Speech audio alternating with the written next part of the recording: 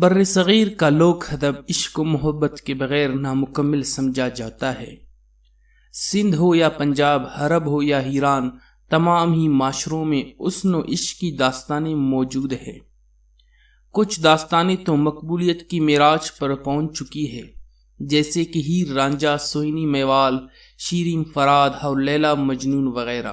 ایسی ہی داستانیں جن پر بالی ووڈ اور لالی ووڈ میں بہت سی فلمیں بنائی گئی ہیں، اور آج کی ویڈیو میں ہم آپ کو مشہور و معروف عشقیہ داستان سوہنی میوال کی کہانی بتانے جا رہے ہیں۔ تو چلیے دوستو شروع کرتے ہیں۔ سوہنی ضلع گجرات کی کمار خاندان سے تعلق رکھنے والی ایک لڑکی ہے۔ عزت بیگ بخارا سے تعلق رکھنے والا ایک تاجر ہے۔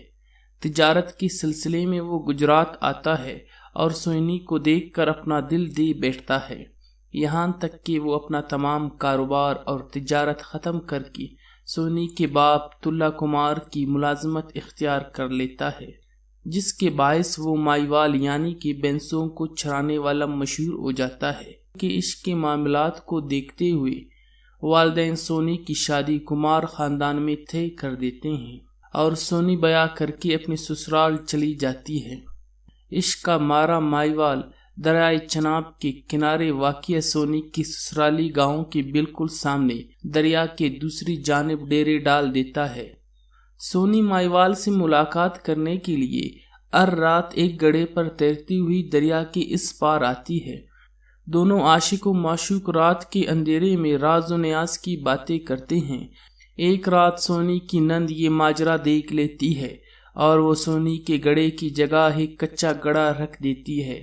حسب معمول رات کو سوہنی گڑھا اٹھا کر نکلتی ہے اور یہ گڑھا بیچ دریا میں ٹوٹ جاتا ہے، جس کے باعث سوہنی ڈوبنے لگتی ہے۔ سوہنی کو ڈوبتا دیکھ کر مائیوال بھی دریا میں چھلانگ لگا دیتا ہے اور اس طرح یہ دونوں ڈوب جاتے ہیں۔